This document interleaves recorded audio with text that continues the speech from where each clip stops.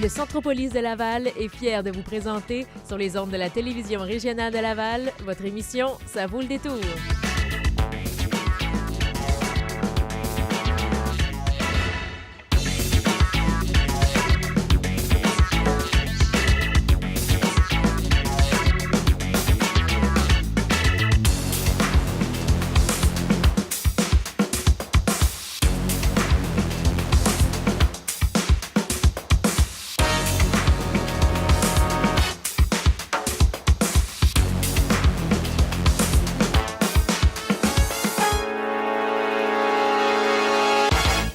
Bienvenue à Ça vaut le détour. Bien contente que vous vous joigniez à nous encore une fois cette semaine. Je serai avec vous jusqu'à pendant 1 heure aujourd'hui, mais bien accompagnée comme à chaque semaine. Autour de la table aujourd'hui, Nicolas Poirier, Cynthia Desaulniers et pour la première fois, Jade Moreau. Bienvenue. Bonjour à tous. Et je vous annonce tout de suite, en fait, la deuxième portion de Ça vaut le détour, la table ronde du jour. Ça tournera autour de la formation aux adultes, formation continue, alphabétisation. On aura quelqu'un du groupe Alpha Laval, des bibliothèques de Laval et aussi de l'ICA qui nous parlera de la semaine québécoise de la formation des adultes en formation qui aura lieu en avril. Ce sera donc en deuxième portion d'émission. Mais avant toute chose, chers collaborateurs, aujourd'hui, vous allez nous proposer plusieurs choses intéressantes à faire à Laval. Nicolas, tu nous parleras de quoi aujourd'hui? Moi, je vous parle du film Oz le Magnifique. Oz le Magnifique, qui est sorti très récemment sur les écrans. Ça fait à peu près 1 semaine et demie qu'il est sorti, et puis je vais vous en parler un petit peu plus tard. On a hâte de savoir ce que tu en as pensé. Jade, de ton côté... Moi, je vais vous parler du documentaire L'arbre et le nid, réalisé par Valérie Pouyanne. Un documentaire qui nous parle, en fait, qui s'adresse un peu aux femmes, mais aussi aux hommes aussi. On parle d'accouchement. On regarde tous les détails. Ouais. On rit déjà, mais je suis pas sûre qu'on rit tout le temps. Mais, et on commence déjà avec toi, Cynthia.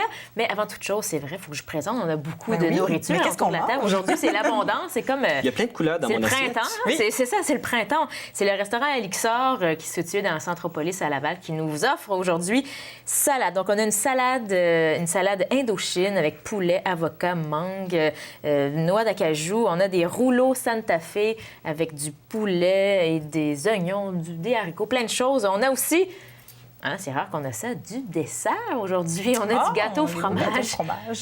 Un peu plus tard. Et comme à l'habitude, on a un vin pour accompagner tout ça de chez Excalibur. Aujourd'hui, assez exceptionnel, un vin de la Géorgie. Bon. Je ne sais pas si vous avez déjà goûté un vin de la Géorgie, pas moi. Non. C'est le vin Mukuzani, un vin géorgien. Donc, on le dégustera aujourd'hui.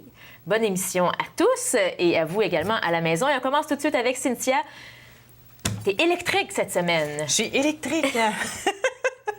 Et non, mais c'est parce que je viens vous parler d'une activité qui sort un peu de l'ordinaire, si on peut dire. Je vous parle de la centrale hydroélectrique de la Rivière-des-Prairies. Je suppose que vous savez tous de laquelle que je parle, celle qui est à côté du Pont-Pineuf. Visuellement, oui. Visuellement, vous savez tous c'est laquelle. C'est la seule, finalement, qui est dans la région. Mais j'en ai pas vu d'autres, là, ce que je cherche. Là. Non, c'est la seule. Non. Ils sont bien cachés. Oui, c'est ça, effectivement. Peut-être dans la cour de certaines personnes, mais non. C'est ça.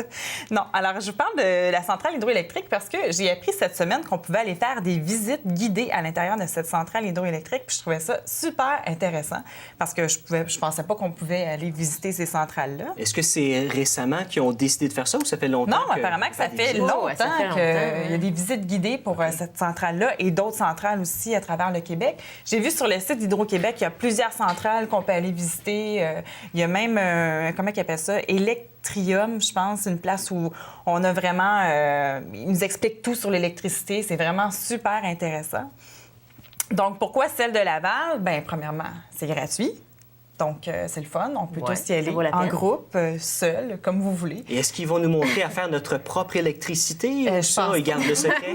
Ils gardent le secret. Nicolas, oublie ça. Ça prend pas mal de moyens, quand même. J'ai essayé de comprendre pour pouvoir en faire, mais c'est de la volonté qu'il faut. Alors, c'est gratuit. On peut y aller. Si vous y allez, par exemple, en groupe de 10 et plus, c'est très important d'appeler pour faire des réservations parce que si vous arrivez là-bas comme ça puis que vous êtes un groupe de 10, je pense pas qu'il va y avoir de la place parce qu'apparemment, il y a beaucoup de gens qui vont visiter. Donc, c'est important d'appeler pour réserver. Si vous voulez le numéro de téléphone, c'est le 1-800-365-5229. Alors, s'il y a des gens qui veulent appeler pour réserver, vous pouvez appeler à ce numéro de téléphone-là. Écoute, c'est super intéressant. Quand je suis allée visiter sur le site, j'ai vu qu'ils avaient construit le barrage hydroélectrique parce que à l'époque, à Montréal, on avait beaucoup de problèmes d'inondation. Donc, ils ont décidé de construire ça justement pour contrôler un peu le niveau de l'eau. Les eaux, ouais. Oui, puis en même temps, fournir les gens en électricité, ce qui est vraiment génial. Puis quand tu vas à la centrale, ils te montrent vraiment la puissance de l'eau dans les turbines, comment que ça se transforme, l'électricité. Ils t'expliquent plein d'affaires. Donc, c'est vraiment le fun si vous voulez sensibiliser votre famille à l'environnement et l'électricité. C'est vraiment intéressant. Est-ce que c'est long comme visite ou ça se fait quand même assez rapidement? Mais ça dure 90 minutes comme visite. Ah, c'est quand même long. Oui, c'est quand même pas super. C'est agréable. Non, mais c'est le fun parce qu'il y a plein d'interactions quand tu vas vraiment à la visite. Ils te montrent plein d'affaires. Comme, mettons, tu sais, comme quand je vous disais tantôt pour la famille, ils vont vous dire, admettons, combien de piscines artères ça prend en 1 seconde pour alimenter la centrale électrique. Puis là, ils vont vous expliquer que ça prend 50 piscines artères chaque seconde pour pouvoir alimenter cette centrale-là. Je dis, mon Dieu, à ce point-là? Oh oui, ça en fait de l'eau, là. Non, c'est une façon de vulgariser. Oui, c'est ça, puis de visualiser un peu. Oui, c'est ça. Puis, tu sais, expliquer, mettons, pour les enfants, une turbine, ça pèse combien? Mais ça pèse 22 éléphants, donc 110 tonnes. Tu sais, donc, c'est vraiment. Il y a beaucoup d'interactions aussi avec les enfants. Donc, à ce point-là, je trouve ça vraiment intéressant d'emmener les petits, puis c'est gratuit. Sauf que c'est déconseillé aux enfants de moins de 2 ans pour sécurité. Là, pour sécurité, ils peuvent tomber dans les turbines. Non, mais là, faudrait pas trop. Nicole. J'ai perdu mon petit dans la turbine. C'est quand même une centrale, moi, je l'ai connue depuis longtemps parce que c'est sur la rivière des Prairies, donc c'est à cheval entre Laval et Montréal. Ouais. Moi, j'allais souvent à Montréal du côté, donc de Montréal, du parc de la Visitation, une piste cyclable qui est là. Et la centrale, on la voit très bien, mais c'est vrai qu'on s'imagine pas qu'on peut rentrer à l'intérieur pour aller exactement. Ça. Est-ce que c'est en tout temps ou c'est vraiment comme... Mais là, c'est ça, les dates, ça va ouvrir vraiment à partir du 20 mai jusqu'au 1er septembre. Puis les journées, les heures, c'est vraiment de 9h30 le matin à 14h45. Donc, c'est pas très tard en fin d'après-midi, mais bon, c'est quand même jusqu'à 2h45. Pour ceux qui veulent faire une autre activité après ça, on peut pêcher proche de la centrale. Moi, j'ai vu souvent des gens qui pêchaient juste de l'autre côté, dans le fond, quand l'eau sort de la centrale. Mais dans le fond, c'est ça, vous pouvez pêcher la lauze. Et est-ce que ça se mange, ça? Si ça se mange la lauze, moi, je sais pas. Moi, un poisson dans la rivière des Prairies, je suis pas sûre. Bien, je pense que oui. Je pense que contrairement à ce qu'on pense, la rivière des Prairies est quand même pas mal plus propre. Ça se peut. On l'a quand même, pas mal assaini là, depuis quelques années. Moi, je vois des poissons à 2 queues, là, je suis pas sûre. Non, ça fait... J'ai vu beaucoup de personnes partir avec des chaudières pleines de poissons. Ça se peut, oui. Bon, je sais pas s'ils ont survécu, mais bon. Mais en tout cas, vous pouvez pêcher la lauze. De toute façon, c'est bientôt, là, justement, la période de la lauze, c'est vraiment la fin avril à début mai. Donc, vu que les eaux se sont réchauffées, même, je pense qu'un peu plus tôt en avril, ça commence. Oui, donc, si jamais ça t'intéresse. Visite de barrage avec la pêche. Ben oui, effectivement. Et c'est très proche parce que tu disais c'est proche du pont P9. Ben oui, c'est tout juste à côté. Mais c'était vraiment le plus intéressant aussi de voir à quel point, tu sais, à l'époque, pour construire le barrage, ça avait coûté 14 millions de dollars. Puis aujourd'hui, pour construire le même barrage... 14 millions seulement à l'époque, c'est ça. Aujourd'hui, ça prendrait des centaines de millions de dollars pour construire le même barrage. Là. C'est incroyable. Je te dis, c'est juste avec la visite, vous allez apprendre plein d'affaires. Mais belle suggestion. Merci, Cynthia. Ça nous fait sortir. Bonne visite, hydroélectrique. Bonne visite. Branchez-vous. Il ne faut pas amener les enfants. Moins de 2 ans, non. Essaye de ne pas échapper ton petit cousin dans la turbine. Merci, Cynthia. Merci. Il y avait un événement unique à Laval le 10 mars dernier. C'était un championnat unique au Canada. La première fois qu'il y avait un championnat de chute libre intérieure. C'était au Sky Venture dans Centropolis et c'était la finale le 10 mars et Jean-Luc Bouchard y assistait. Je me trouve présentement au Sky Venture, en plein cœur du Centropolis. On vous a déjà parlé de Sky Venture à Ça vaut le détour, mais aujourd'hui, il y a un événement très spécial qui se passe. C'est la première compétition canadienne de chute libre intérieure. Beaucoup d'équipes, il y a beaucoup d'actions qui se passent à l'intérieur, 10 000 $ de prix à gagner en tout. Et là, c'est les finales qui se passent. On arrive juste à temps pour assister à ça.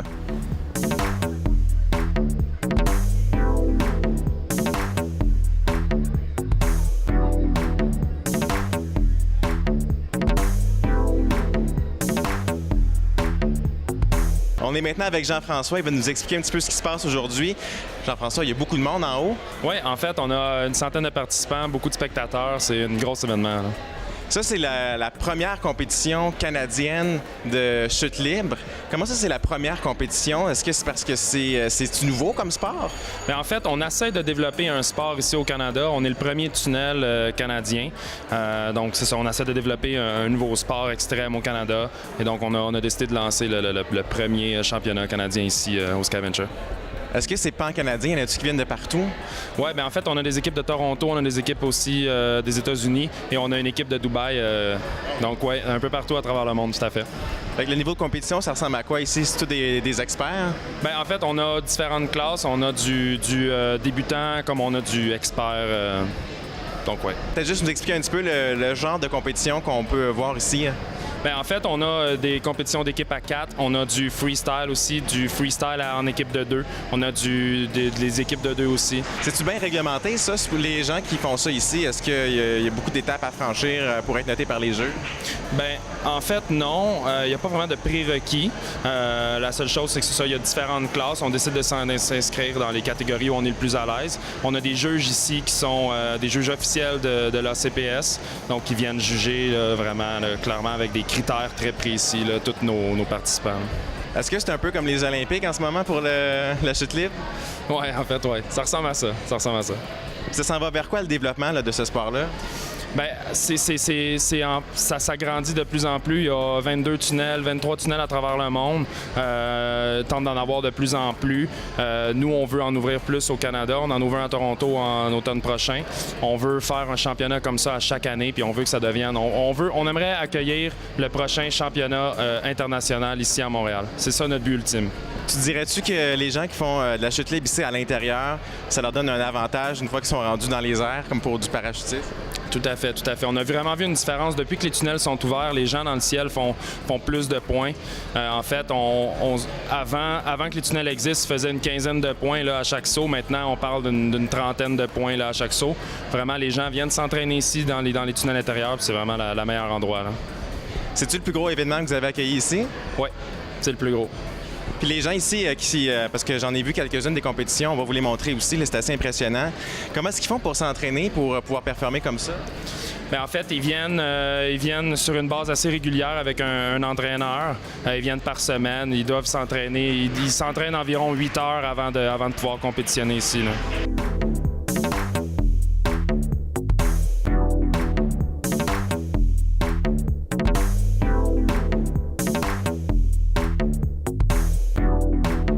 Et maintenant, on a l'avantage d'être accompagné d'une famille qui participe, la famille Bisson, et aussi Jacinthe Labelle qui s'est greffée à la famille pour faire un quatuor, dans le fond, pour faire la compétition d'aujourd'hui. C'est spécial, ça, quand même. Est-ce que c'est pratique pour vous pratiquer? C'est vraiment un peu la sensation qu'on a dans les airs?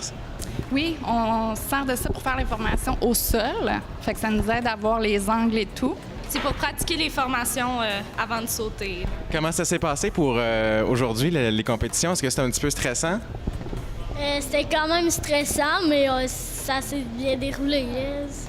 Ça fait-tu longtemps que vous pratiquez ça ici?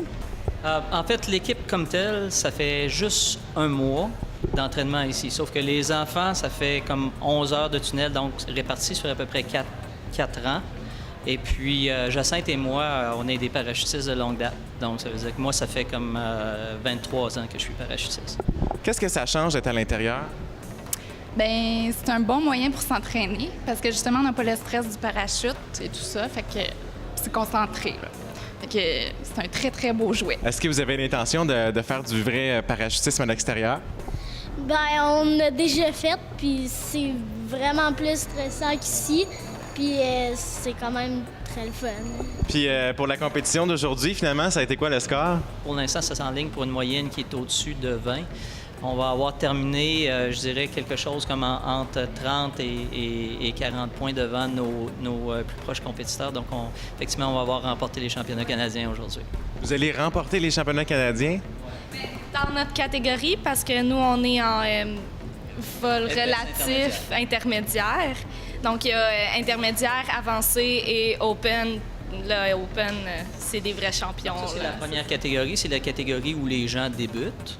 OK? Donc, étant donné que c'est le premier championnat canadien pour Valérie et puis Yannick, On a commencé par le début. Puis l'idée, c'est vraiment d'avoir un cheminement, une progression qui fait beaucoup de sens, c'est-à-dire on travaille la base. Donc aujourd'hui, on était dans une catégorie où c'est la base qui est travaillée. T'es-tu content d'avoir une... En tout cas, vous allez avoir une médaille ce soir, là, à la remise et tout ça. T'es-tu pas mal content? Ouais. Tu vas-tu l'accrocher en quelque part dans ta chambre? Ouais, proche de mon lit, là. Ben, en tout cas, c'est inspirant, au moins pour le futur. Puis bonne compétition aussi à venir dans les prochaines années. Merci.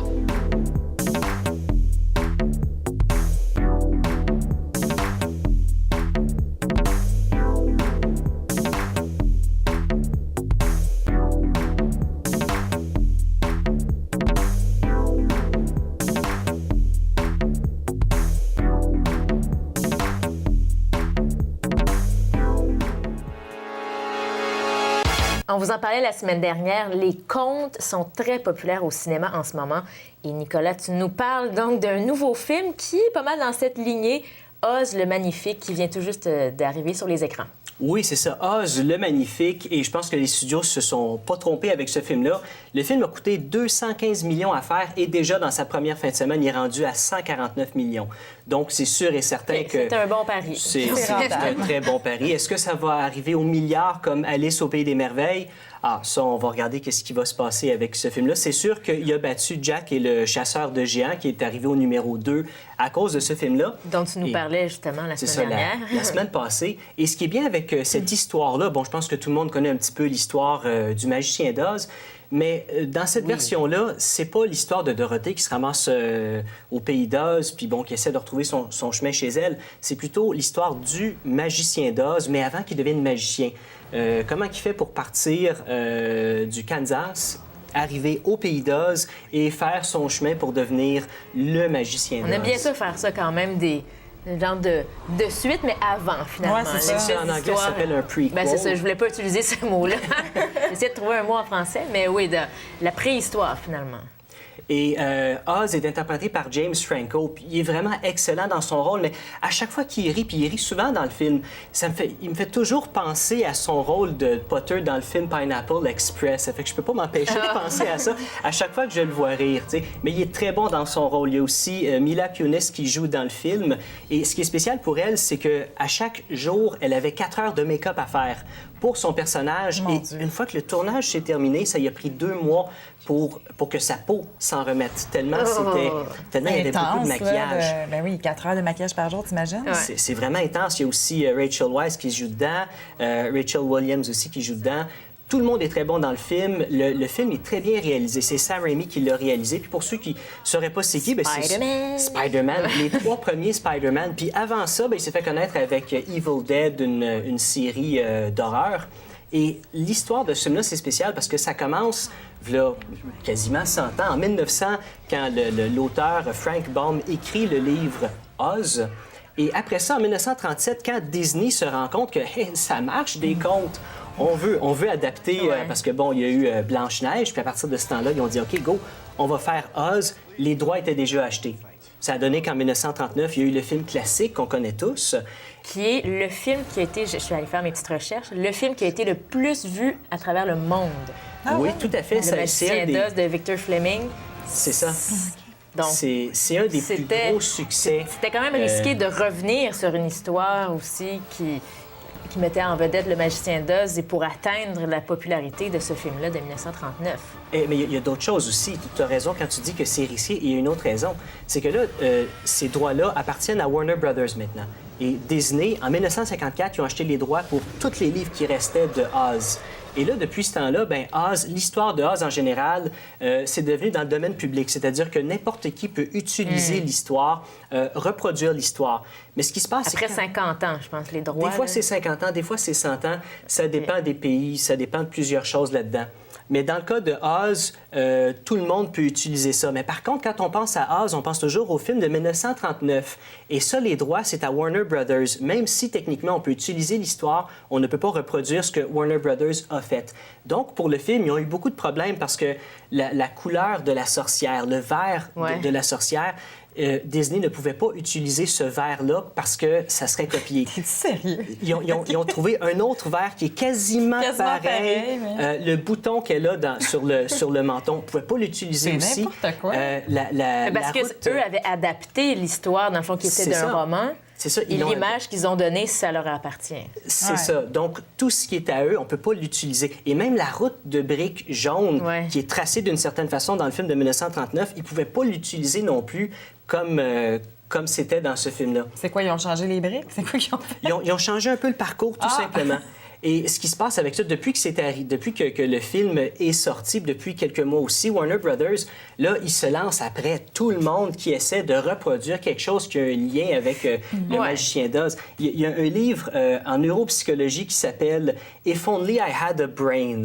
Et ce livre-là, Warner Brothers part après ce livre-là parce que, justement, ça a un lien avec le Magicien d'Oz, parce que, bon, c'était l'épouvantail qui cherchait... un cerveau. Qui cherchait un cerveau. Mais c'est une histoire, moi, qui m'est proche, parce que je ne sais pas s'il y en a d'entre vous qui ont déjà été dans les Jeannettes.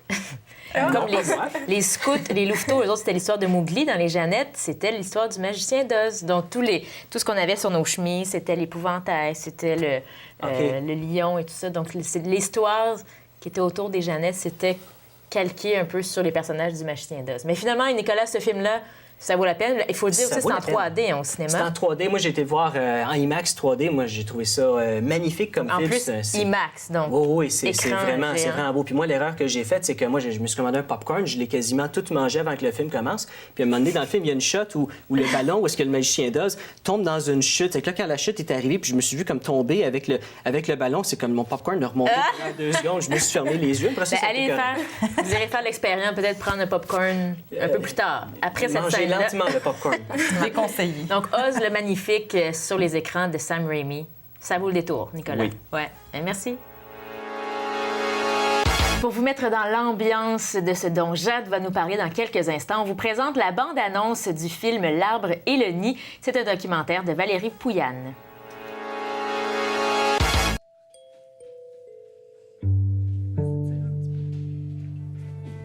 Jusqu'à une date récente, pour avoir un bébé, une femme était obligée de compter sur ses propres moyens, c'est-à-dire sur ses propres hormones.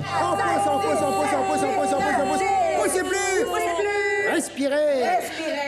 When epidurals are used routinely, sort of mindlessly, we get into lots of problems.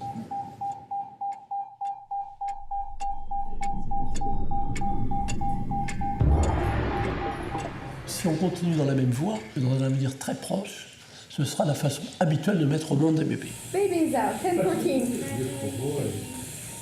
Ce sont des questions qui devraient intéresser tous ceux qui se sentent concernés par l'avenir de l'humanité.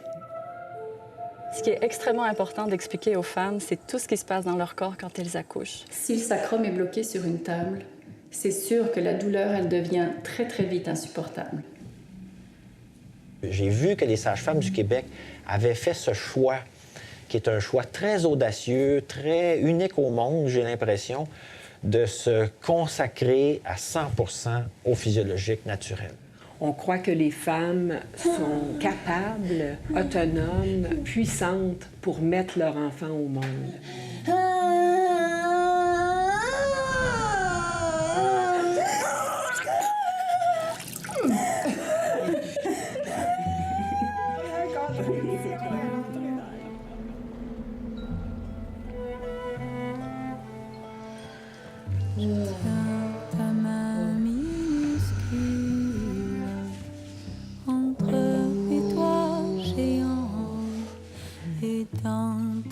Je bascule dans l'infiniment grand, étincelle de vie de nos corps. Alors, ça vous met un peu dans l'ambiance de ce documentaire. Jade, t'es allée voir la première de L'Arbre et le Nid. Oui, la première lavalloise, parce qu'elle avait déjà passé une fois à Montréal. Puis, c'est un film sur, il faut le dire, là, on l'a vu là, sur les images, sur l'accouchement dans toutes ses formes. Oui, dans toutes ses formes. On peut voir plusieurs formes, soit l'accouchement en milieu hospitalier, en fait, là, une césarienne, ce qui est 98% des femmes se font accoucher en milieu hospitalier avec les médecins. Mais c'est ça. Le film met en valeur un accouchement physiologique. Est-ce que vous savez un peu c'est quoi un accouchement physiologique?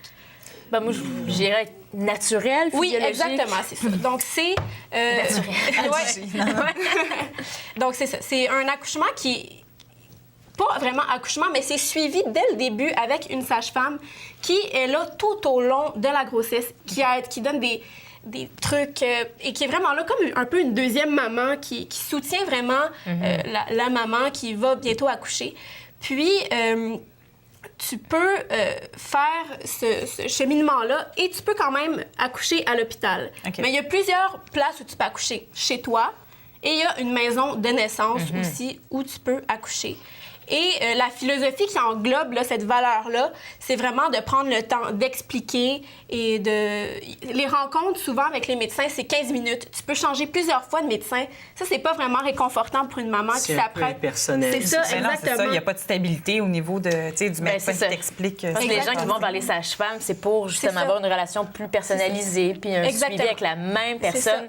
Pendant la grossesse et jusqu'à la naissance, parce que tu vas accoucher avec la sage-femme. Puis les rencontres, ça dure 1 heure, 1 heure et demie, ils sont là avec toi, puis ils t'encouragent. C'est vraiment une belle relation qui dure même après. Souvent, les mères qui aiment accoucher avec les sages-femmes le refont plusieurs fois et c'est souvent la même sage-femme qui est là, tu restes en relation avec elle. Donc, Jade, la réalisatrice Valérie Pouyanne, qu'on a d'ailleurs reçue ici à Ça vaut le détour il y a quelques semaines, qui nous présentait son film. C'était juste avant cette première-là, où il y avait aussi une table ronde. Oui. Après, tu as assisté à la table ronde? Oui, après. En fait, la salle était complètement remplie de mamans infirmières et il y avait un gynécologue à l'avant, une mère qui avait essayé l'expérience... Avec la sage-femme. Oui, exactement. Puis, il y avait la réalisatrice. Bon, il y avait 4 personnes qui se faisaient poser des questions. Il n'y avait pas vraiment de questions, c'était plus des commentaires comme quoi, moi, j'ai vécu ça, c'était vraiment parfait. Des réactions au film. J'imagine que le film, après l'avoir vu, oui, exactement. Mais qu'est-ce qui était intéressant aussi, c'est qu'il y avait une infirmière qui n'était pas trop certaine. Elle se dit, moi, je suis infirmière, mais c'est quand même doux quand moi, je fais accoucher une femme. On est quand même bien. Puis il y a des femmes qui sont bien à l'hôpital aussi. Fait qu'il faut quand même voir les deux côtés de la médaille. Puis on se demandait même pas si... on pouvait se faire une symbiose des deux. Donc, avoir des sages-femmes à l'hôpital, ça pourrait être vraiment intéressant. Ça pourrait être... Déjà que la profession de sage-femme, je pense que pour plusieurs personnes, c'est encore un peu mystérieux. Tabou. On n'est pas encore certain si on peut leur faire confiance à 100%. Pourtant, c'est une profession reconnue. Oui, même c'est un bac là, à l'université qui se donne à l'UQTR, l'Université de Trois-Rivières. Donc, 4 ans, donc c'est reconnu. Et c'est de plus en plus populaire, je pense, les sages-femmes. Bien, c'est ça. Avec l'écologie, c'est plus populaire dans toutes les sphères de la société. Donc, aussi, l'accouchement, on veut que ce soit naturel puis bien entouré. Ce film-là, la question, en terminant, Jade, qu'on se pose, c'est... Toi, bien évidemment, jeune, non enceinte. Est-ce que c'est quand même intéressant de voir ce film-là? Comment tu t'es sentie en voyant le documentaire? Je me suis sentie très bien, puis ça donne le goût de s'éduquer par rapport à ces questions-là qu'on ne sait pas vraiment. Puis, et le film sera à l'affiche dans plusieurs salles. Oui, à Montréal et à Longueuil, je sais pas où exactement, mais à Laval, ça va être là pendant 2 semaines. Et si la première fin de semaine, il y a beaucoup de gens qui vont, ça va peut-être être plus long. C'est sûr que plus il y a de demandes tout le temps, c'est ça, hein? Plus ça va durer longtemps. Tu rappelles le titre du film? Oui, donc c'est L'arbre et le nid de Valérie Pouyanne. Donc c'est vraiment une belle expérience. À voir pour les hommes autant que pour les femmes aussi. Hein? Nicolas, tu nous en reparleras. J'irai le voir. J'irai le voir. Oui, merci Jade. Bienvenue. Pour mes coups de cœur de la semaine, je vous amène dans 2 univers différents. Le premier, ça a un rapport un petit peu avec la deuxième partie de l'émission. C'est que le 22 mars, à Laval, au Cosmodome, ça va être le Salon Emploi-Formation. Ça veut-tu dire qu'on peut avoir un job au Cosmodome? Oui. Entre autres, non, mais tu ris, mais entre autres, le Cosmodome fait partie des entreprises qui seront présentes au salon, c'est vrai. Donc, c'est un salon... le nom l'indique, emploi. Donc, il y aura une quarantaine d'entreprises présentes au salon pour proposer donc des emplois pour ceux qui viendront visiter. C'est un salon qui est gratuit. Ça sera toute la journée de midi à 19h au Cosmodome. Et emploi, donc d'un côté, oui, emploi et formation parce que ceux qui veulent avoir des informations sur, par exemple, des programmes de formation continue, on sait que de plus en plus, il faut continuer la formation, peu importe le travail qu'on fait ou même pour les gens qui veulent changer de carrière. Hein, peut-être pour vous aussi, hein, si vous voulez faire. Moi, je veux devenir un astronaute. C'est que si je vais au Cosmodome, ils peuvent peut-être qu'ils vont t'aligner vers un programme express pour être astronaute. C'est au minimum 10 ans d'études à peu près, là, astronaute, mais bon. Ah, c'est un détail, ça. C'est un détail rendu. Il y a plein de temps, Nicolas. Il y a juste ça à faire. Moi, c'est ça. Déjà que t'es dans la Lune tout le temps. Non. Ouais, c'est ça, le drame. Mais le salon Emploi-Formation, cette année, c'est la 6e édition. Et donc, vous avez des kiosques, comme tout bon salon, donc avec, comme je le disais, une quarantaine d'entreprises qui seront présentes. Et il y aura cette année une section spéciale secteur de la fabrication métallurgique industrielle. Donc, pour peut-être, Jade, tu devrais t'orienter vers la métallurgie industrielle. Il me semble que je verrais là-dedans. Oui? Ouais.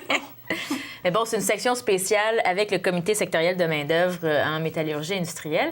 Mais sinon, ce qui est intéressant, c'est que vous pouvez faire un peu comme des entretiens d'embauche. Donc, vous pouvez aller là avec votre CV, bien habillé, bien sûr. Et il y a des employeurs qui sont sur place.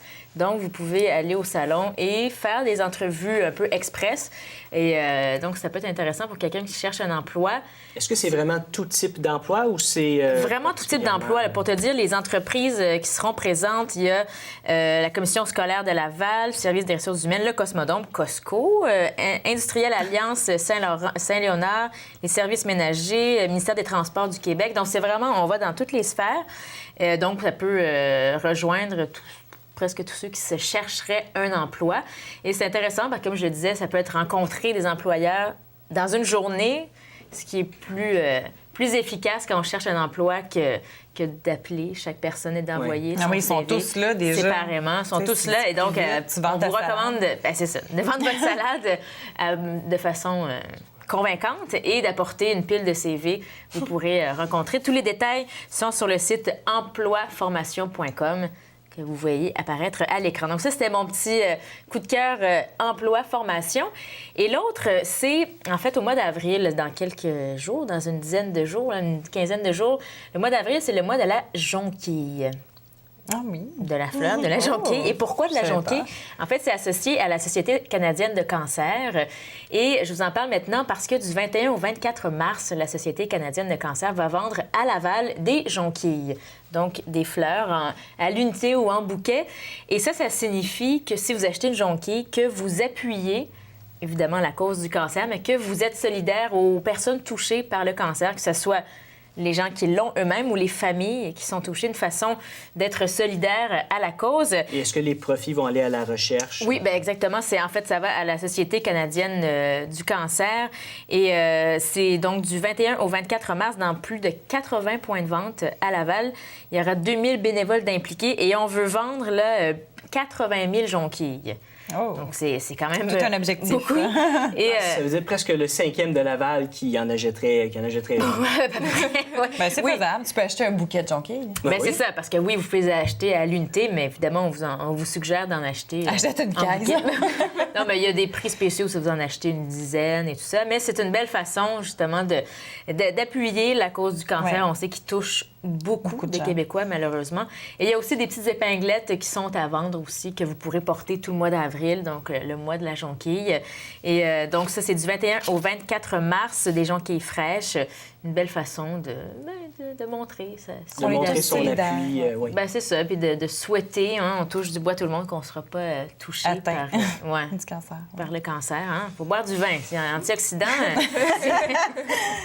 Donc, c'est mes deux coups de cœur. Ils ont une page Facebook de la Société canadienne du cancer Québec. Page Facebook, vous avez tous les détails sur ce mois de la jonquille, sur les ventes de fleurs. Et ça nous mène déjà presque à la fin de cette première portion.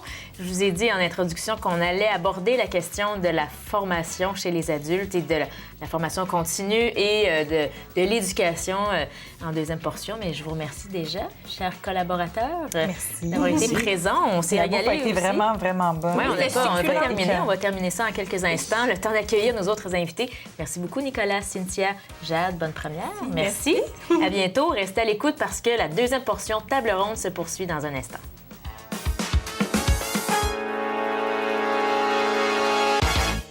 C'est la deuxième portion de Ça vaut le détour qui commence. Et tout à l'heure, dans mes coups de cœur, entre autres, je vous parlais du salon Emploi-Formation à Laval qui aura lieu bientôt. Et là, on va rester un peu dans la même thématique. On va parler de formation pour les adultes, d'éducation continue en s'inspirant de la Semaine québécoise des adultes en formation qui va commencer bientôt à partir du 6 avril. Et pour en parler autour de la table, 3 personnes qui sont impliquées à Laval dans cette semaine. Tout d'abord, Mme Lynne Sylvain, qui est agente de projet pour la Semaine québécoise des adultes en formation. Bonjour. Bonjour, Marie. Madame Nicole Dubois, vous travaillez comme bibliothécaire en médiation à la bibliothèque Gabriel Roy. Bonjour. Et Monsieur François Brassard, vous êtes coordonnateur du groupe Alpha Laval. Bonjour. Bonjour. Bonjour à vous 3. Et je vous disais, on allait prendre comme prémisse de base aujourd'hui la Semaine québécoise des adultes en formation, oui, qui a lieu à travers le Québec, il faut le dire, au mois d'avril, du 6 au 14. Et pour situer un petit peu les téléspectateurs, on va d'abord expliquer, peut-être avec Madame Sylvain, ce qu'on entend. Qu'est-ce que c'est cette semaine des adultes en formation? C'est un rendez-vous annuel, Anne-Marie, qui n'est pas toujours à la même date, mais à peu près à la même période, où on vient célébrer l'adulte apprenant. On a souvent l'impression qu'apprendre est un processus qui s'adresse qu'aux jeunes, et finalement, non. C'est réellement pas ça. Ça sort des contextes scolaires. L'apprentissage se fait tout au long de la vie. Il y a 1001 façons d'apprendre. Et à chaque année, on fait un petit temps d'arrêt pour venir souligner les adultes apprenants et venir valoriser cet exercice-là.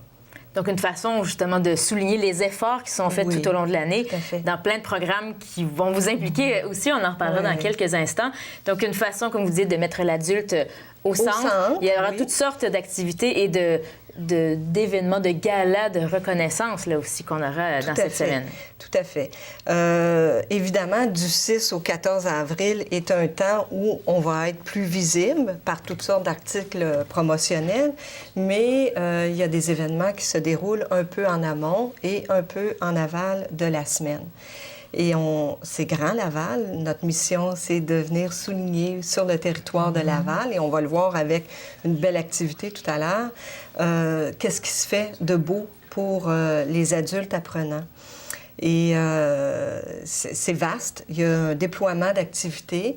On est beaucoup, beaucoup impliqué au niveau du milieu de travail. La petite, moyenne et grande entreprise y trouve son compte. Les travailleurs sont appelés à suivre des formations et très rarement, on vient valoriser, dire, bien, ça, cette formation-là ou ces plans de formation-là, c'est important. C'est important et ça développe toutes sortes de compétences chez le travailleur et même des compétences transversales.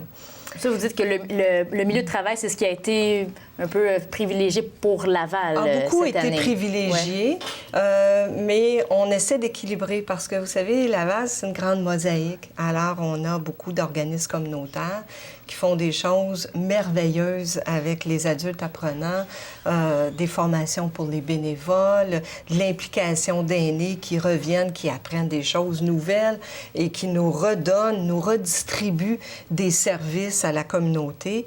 Donc, il ne faut pas oublier non plus le milieu communautaire. Il y a tout le milieu dit milieu formel de l'apprentissage. Donc, toutes les institutions, les commissions scolaires, anglophones, francophones, le cégep, les 2 représentants d'université, où eux donnent des formations très déterminées pour des adultes qui font un retour aux études.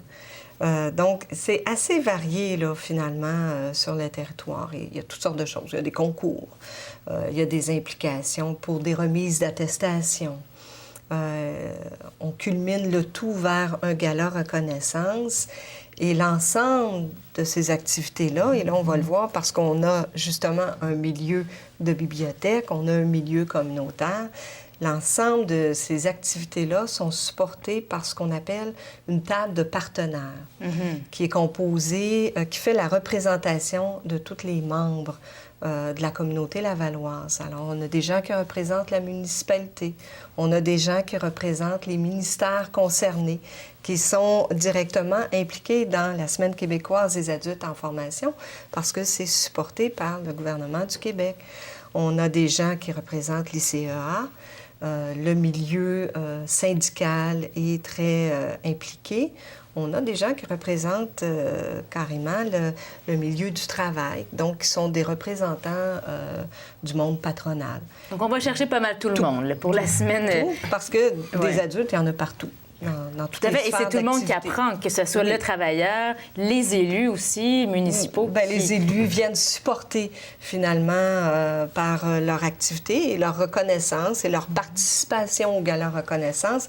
Ils viennent encourager les gens, les Lavallois, à dire, bien, pour nous, là, ça fait du sens que vous continuez d'apprendre tout au long de l'année. Même pour eux, je parlais des élus, même pour eux, c'est important. Oui. On le sait, leurs charges sont très diverses. Oui. L'apprentissage se fait finalement pour tout le monde. L'apprentissage ne s'arrête jamais dans la vie. Anne-Marie, c'est sûr. Puis vous avez peut-être des enfants, vous avez une collectivité autour de vous. On développe des compétences parentales dans les organismes communautaires. On vient souligner ça. On développe aussi des compétences citoyennes.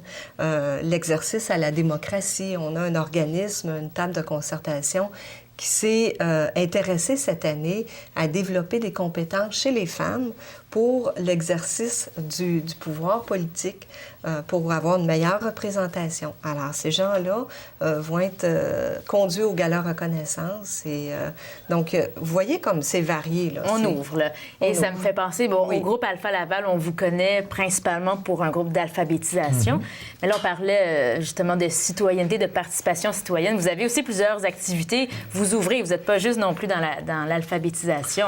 Vous encouragez que ce soit la participation citoyenne, le retour au travail. Donc, ça fait partie... Vos activités reflètent bien aussi la diversité qu'on veut souligner dans la semaine des adultes en formation. Tout à fait, on le pense. Comme le disait Lynn, dans le fond, c'est de rejoindre les adultes là où ils sont. Souvent, on va penser en termes de formation à des personnes qui ont déjà acquis une certaine formation, mais on pense rarement au fait qu'au Québec, entre autres, il y a encore 1 300 000 personnes qui ont des difficultés en lecture et écriture au quotidien. À Laval, c'est plus de 50 000 personnes qui vivraient ces difficultés-là au quotidien. Donc, nous, le milieu d'apprentissage qu'on offre chez nous, qui est un milieu informel, c'est un lieu où les gens peuvent venir à raison de 2, 3, 4 fois semaine, faire des activités d'apprentissage, principalement des ateliers de lecture, d'écriture, de calcul, mais aussi, comme vous le disiez, on offre une démarche d'insertion en emploi, donc qui est financée par Emploi Québec. Donc, on est un partenaire Emploi Québec au niveau du travail pour les personnes peu alphabétisées. On offre également des activités en participation citoyenne et comme, justement, la raison pour laquelle on est réunis ici aujourd'hui, c'est dans le cadre de la Semaine québécoise des adultes en formation. Donc, on a la chance d'avoir un partenaire qui s'appelle les Bibliothèques de Laval, qui... ici présente, avec Mme Dubois, et qui nous permet, depuis 2 ans déjà, même si ça fait déjà quelques années qu'on entretient un partenariat, des activités conjointes, ça fait vraiment 2 ans que les bibliothèques financent une activité qu'on appelle Plaisir partagé, et qui nous permet, à nous, durant une demi-année, d'organiser des ateliers d'écriture à l'attention des personnes peu alphabétisées pour un petit groupe. Donc, d'offrir une activité supplémentaire à ces gens-là pour leur permettre de développer des compétences en lecture et écriture. Donc ça se fait, la rédaction, on pourrait dire, se fait chez vous, au groupe Alpha? Au groupe Alpha Laval, mais également en bibliothèque, puisque le programme comme tel, le projet dure approximativement C'est 8 semaines environ. Puis toutes les 2 semaines, ouais, c'est à ça. toutes les 2 semaines. Et à l'intérieur de ça, on a 2 ateliers aussi qui se font en bibliothèque où on reçoit les apprenants. Et là, on leur donne une formation. Cette année, c'était sur l'histoire des communications.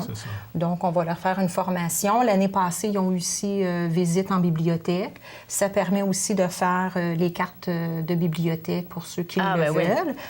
Et c'est leur faire découvrir le milieu, peut-être des gens qui ne sont pas habitués de fréquenter les bibliothèques. C'est ça, de connaître le parcours pour se rendre à la bibliothèque, de se familiariser aussi avec l'endroit, les gens, se repérer, expliquer les différents documents qu'il y a en bibliothèque. Donc, on a vraiment les deux ateliers en bibliothèque, l'écriture qui se fait aussi au groupe Alpha. Des employés de la bibliothèque peuvent aller aussi pendant les moments d'écriture, les journées d'écriture, au groupe Alpha pour les accompagner aussi. Donc, se faire connaître aussi, créer des liens et des contacts. Et là, cette année, vous avez une activité spéciale aussi qui aura lieu le 12 avril, si je ne m'abuse, qu'on appelle la grande lecture. Qui se retrouve Ils ont fait cette activité-là antérieurement, mais en toute modestie. Alors, quand... Et là, vous avez dit, là, on va le dire, on va l'ouvrir. Quand ça a été porté à mon attention, mais j'ai dit, c'est tellement beau ce que vous faites, pourquoi on ne le ferait pas connaître à nos concitoyens?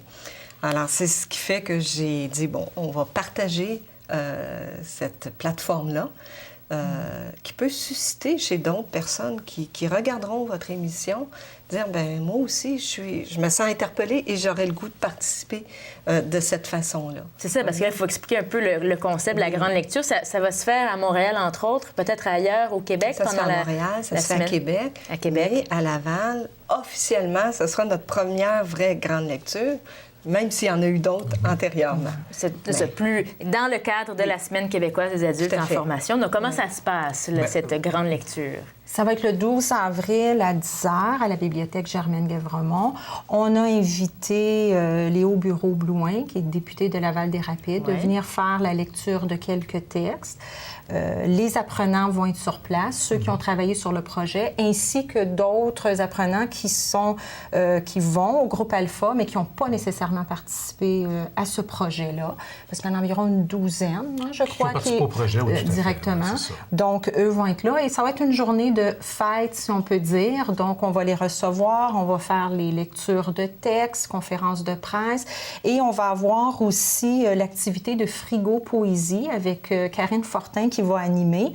Et la frigo poésie, c'est qu'on va avoir, on va avoir sur une table, on va avoir des petits cartons avec des mots, des lettres, des syllabes. Il faut construire des petites phrases poétiques. Comme sur les frigos, les petits aimants qu'on peut avoir, là, des petits mots Exactement. Fait que donc, on aimait beaucoup l'idée, moi et François, de dire, les apprenants, c'est ce qu'ils font, c'est qu'ils vont construire des phrases avec les différents mots. Il faut apprendre à placer les mots, ces choses-là. Donc là, on va le faire d'une façon ludique, s'amuser, et on va faire la frigo-poésie en composant. Donc, et les participants à cette grande lecture, ceux qui proposeront les textes, font partie du groupe Alpha. Oui, tout à fait. Tous les participants... Ils ont rédigé ces textes-là. C'est ça.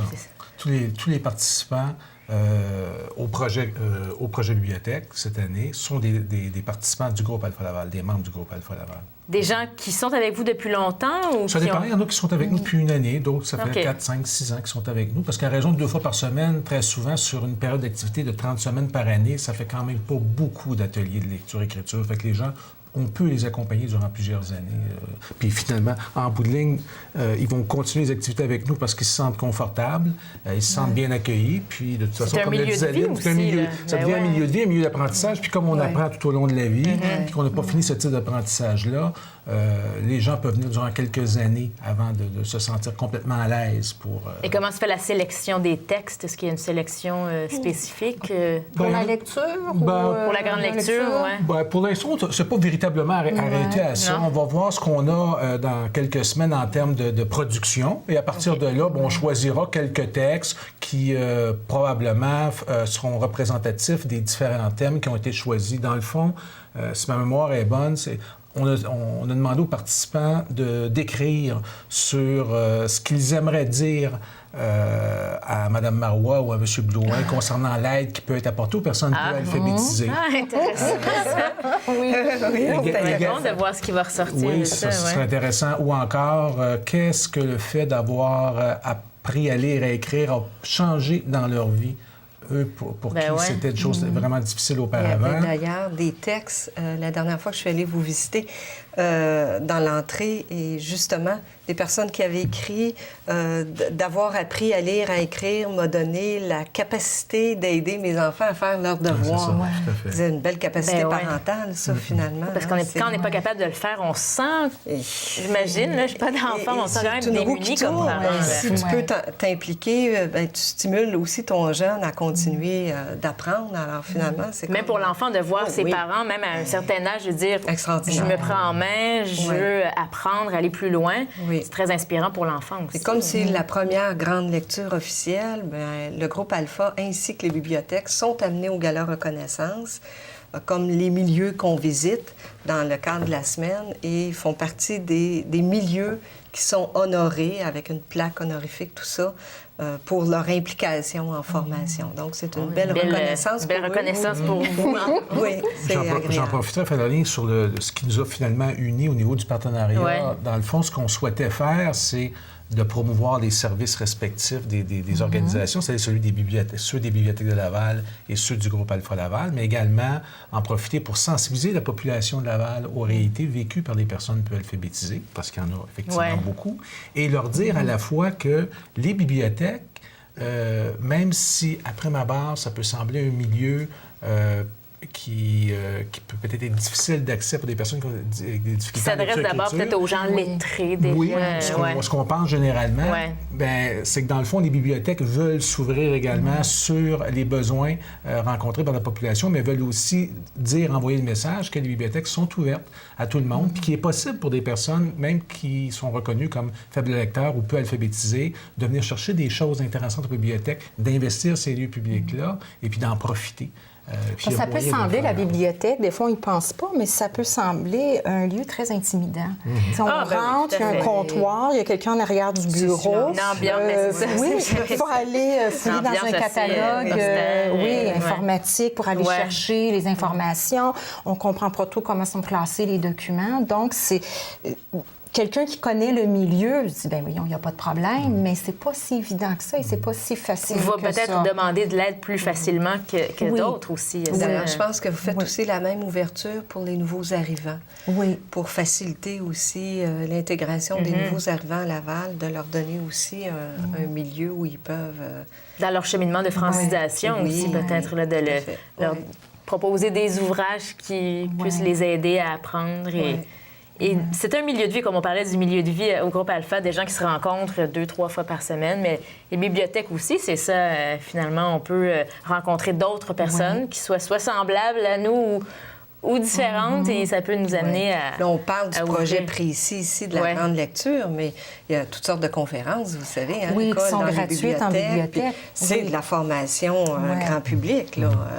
Accessible, gratuite. Tout à fait. On sait que, vous en parlez, les activités sont là, l'offre est là. À quel point c'est modifié l'achalandage, si on peut dire, si je vous pose, dans les bibliothèques, mais est-ce qu'il y a eu un changement que vous avez observé dans les dernières années au niveau des citoyens de Laval? Est-ce qu'il y a une plus grande fréquentation? On sait que peut-être qu'il y a eu une période où peut-être qu'il y en avait un peu moins. Est-ce que là, les gens, tout d'un coup, retrouvent certains intérêts ou plaisirs à se dire « Hey, les bibliothèques, c'est un lieu intéressant, allons-y ». C'est certain que depuis la dernière année, on fait un gros travail de sensibilisation pour faire connaître nos produits, nos services. On se rend compte qu'on va aller à certains endroits puis ils vont nous dire « Ah, on ne le savait pas qu'il y avait ça chez vous, on ne le savait pas qu'il y avait les activités, les conférences, tout ça ». Donc, c'est certain que là, on fait un gros travail à ce niveau-là pour faire connaître les produits qui existent déjà, qui sont là, pour que les gens en profitent, les utilisent et viennent là, en bibliothèque. Là. Oui. Donc, c'est en cours. Oui. C'est pas encore très répandu ou il y a encore peut-être un manque à ce niveau-là chez les citoyens pour dire que les activités sont offertes, sont là, sont présentes? Bien, je pense qu'il y a eu aussi l'élaboration d'un nouveau plan stratégique des bibliothèques il y a 18 mois, je pense, ou à peu près. Et dans le cadre de ce nouveau plan stratégique-là, il y avait des visées certaines par rapport au fait qu'on cherchait à ouvrir les bibliothèques sur la communauté. Ouais. Donc, des activités pour essayer de sortir un peu la bibliothèque des murs par différentes activités. Puis je pense que c'était une occasion en même temps de mieux faire connaître aux citoyens l'ensemble des services des bibliothèques. Ouais. Parce que dans le fond, on a la bibliothèque physique, il y a la bibliothèque virtuelle, informatique, tout ça, et il y a la bibliothèque hors les murs, qui n'est pas nécessaire de l'avoir comme on veut travailler, moi et François, à l'automne, d'avoir qu'au lieu que les apprenants viennent en bibliothèque, mais pourquoi que la bibliothèque n'irait pas où les apprenants se rencontrent au groupe Alpha, on peut apporter les livres, on peut faire les cartes là, et on peut faire les prêts directement sur place. Donc, c'est une façon différente de penser la bibliothèque que, oui, elle peut être le lieu physique, mais elle peut être hors les murs aussi. Là. Développer l'accessibilité d'une autre façon. Ça, c'est un mot-clé, l'accessibilité, parce qu'effectivement, pour des personnes peu alphabétisées, même si on fait beaucoup d'activités où on fait la promotion des services à leur attention, il va quand même demeurer très souvent difficile pour eux d'aller franchir la porte comme ça pour la première fois. Le fait de penser à une activité qui pourrait se dérouler à l'extérieur des bibliothèques, exemple, dans nos bureaux à nous, dans nos locaux à nous, pour offrir à 15, 30, 40 personnes la possibilité d'une fois par mois, une fois par 6 semaines, de venir découvrir des livres, d'avoir des personnes des bibliothèques qui pourraient leur en parler et leur permettre une plus grande accessibilité. Ce genre d'activité-là, à court terme, ou à moyen terme, c'est-à-dire pas à long terme, le chemin va peut-être se renverser. C'est justement, c'est ça. Que les gens vont finalement se déplacer. Ça permet aux gens tranquillement d'être désensibilisés à cette crainte-là de rencontrer. Et c'est un peu, le premier pas, c'est peut-être le plus difficile à franchir. C'est un peu la même chose quand on pense à de la formation aussi, pour des formations continues pour les adultes ou des programmes qui s'adressent. Oui. Souvent, c'est ça qui est difficile à franchir. C'est le premier pas, le premier appel de dire oui, je suis intéressée à aller chercher de la formation. Oui. Il y a une fois que c'est franchi, une clientèle aussi, vous savez, qui souvent est laissée un peu de côté, qui est les personnes 50 ans et plus qui perdent leur emploi et qui sont déqualifiés, qui du jour au lendemain se disent je veux me retrouver un emploi, mais ils n'ont pas nécessairement développé les outils informatiques et l'actualisation d'un paquet de choses. Et il faut quand même aussi garder à la loupe ces gens-là. Donc, vous voyez, on a parlé des nouveaux arrivants, on a parlé des personnes aînées qui se redonnent à la communauté, des jeunes en persévérance scolaire, parce qu'un jeune de 20, 25 ans qui a laissé les études puis qui il est comme bloqué, il veut retourner. Mais c'est de l'apprentissage et de restimuler le goût d'apprendre. Puis Puis quelquefois, l'expérience à l'école n'était pas des plus ça arrive souvent valorisantes, adéquates. Il faut redesigner quelque chose. D'où tous les programmes qu'on crée en milieu de travail. Oui. Parce qu'on veut justement leur donner un autre milieu d'apprentissage que le milieu qu'ils ont connu, qu'ils n'ont pas aimé du tout, souvent le milieu plus formel de l'école. Oui, exactement. Et l'importance d'organiser des activités pour des adultes, justement pour, entre autres, briser ce cycle-là. Si les personnes ont connu une mauvaise expérience plus jeune, plus tard, il leur est difficile, des fois, souvent comme parents, d'offrir le soutien dont tu parlais tantôt. Oui. Mais justement, par ce genre d'activité-là, c'est de pouvoir redonner aux parents une certaine confiance en eux pour leur permettre par la suite de communiquer ça aux plus jeunes et puis de faire en sorte de leur offrir un modèle qui va leur permettre aux jeunes, lui, de peut-être poursuivre puis davantage persévérant. Parce que dans le fond, c'est ce qu'on veut surpasser un peu ce qui a été fait peut-être par son parent. C'est ça. Les activités de la Semaine québécoise d'adultes en formation, c'est pour souligner, entre autres, la persévérance des personnes puis leur réussite, celle des adultes. Venir valoriser. Tout à fait. Vous donner une perception très positive de l'apprentissage. C'est pas une dépense, c'est un investissement. Peut-être inspirer des gens, parce que là, il y a des activités partout, à Laval, mais partout au Québec. Partout au Québec. Et ça peut influencer, vous parliez tout à l'heure, des gens aussi, des gens qui nous écoutent, des gens qui pourraient dire, peut-être que là, en voyant des exemples de gens qui ont réussi. Il y a différents modèles aussi. Vous savez, on peut apprendre avec des mentors. Il y a toute la situation du mentorat. Il y a toute la situation de l'apprenti en milieu de travail. Donc, c'est pas une session comme telle de formation, mais c'est un apprentissage avec un coach juste à côté de nous. Il y a différents modèles, différents scénarios. Mais finalement, le slogan, 1000 et une façons. Oui, c'est ça. C'est la thématique. C'est la thématique de cette année, mais finalement, ça peut être la thématique de chaque C'est ça. C'est comme... ça pourrait devenir presque un proverbe. À Laval, on a une petite thématique. Apprendre, ça vaut le coup. On pourrait même rajouter ici, ça vaut le détour. Exactement. Ça vaut le coup. Et donc, votre grande lecture, on va rappeler, ça aura lieu le 12 avril. Oui, de 10h à midi à la bibliothèque Germaine Guévremont. Germaine Guévremont, est-ce qu'on a besoin de réserver ou de... Non, l'activité, je vous dirais d'emblée, est davantage ouverte aux membres qui fréquentent le groupe Alpha Laval, l'organisme. S'il y avait des gens parmi la population qui voulaient venir y jeter un coup d'œil, je pense qu'ils sont les bienvenus. Là, il n'y a pas de problème non plus. Mais ce qu'on aimerait souligner, c'est justement, encore une fois, c'est notre invité d'honneur sera, ou on l'espère... On l'annonce, là, ils sont obligés de... Normalement, il devrait y être, puisque ça semble être bloqué à l'agenda, mais s'il n'y a pas d'imprévu, c'est Léo Bureau-Blouin, qui a été une figure emblématique du mouvement étudiant, qui revendiquait une plus grande accessibilité aux études supérieures.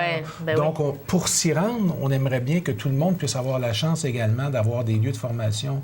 Et puis, en ce sens-là... Donc, en espérant qu'il pourra être présent le 12 avril, Léo Bureau-Blouin. On profite de l'émission pour dire s'il y a des gens en milieu de travail ou en milieu communautaire qui souhaitent une activité chez eux, un petit tout-en-main clé, communique avec nous sur le site de l'ICA, adulteenformation.com, puis on... Assez simple à s'en souvenir. À leur service. Adulteenformation.com, adulte au singulier. Bien, merci beaucoup à vous trois d'être venus aujourd'hui. Lynne Sylvain, justement, agente de projet pour la Semaine des adultes en formation québécoise, des adultes en formation. Nicole Dubois, bibliothécaire en médiation à la bibliothèque Gabriel Roy et François Brassard, groupe Alpha Laval. Merci beaucoup. Merci à vous à la maison d'avoir été des nôtres à cette émission de Ça vaut le détour. Et je vous retrouve la semaine prochaine pour plein d'autres suggestions de Ça vaut le détour à Laval. Au revoir.